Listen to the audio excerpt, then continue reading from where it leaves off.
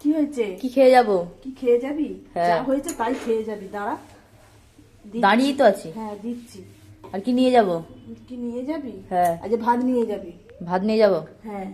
আর আজকে ও শুকনো খাবার মানে রুটিও করিনি, যা করে দিচ্ছি খেয়ে যা, তো হয়ে যাবে। বাঁধাকপির তরকারি করেছি সিম দিয়ে, হ্যাঁ। আলু ভাজা করেছি আর ডিম সেদ্ধ করেছি।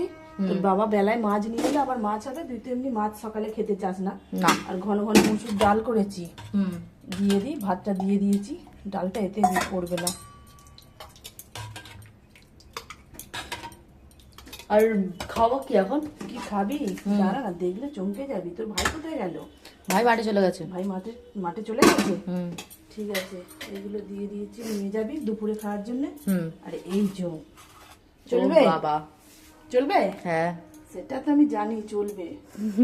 এই প্রথমে একটুখানি আগে চা খাবি, তারপর বাকি জিনিসগুলো খাবি। ঠিক আছে।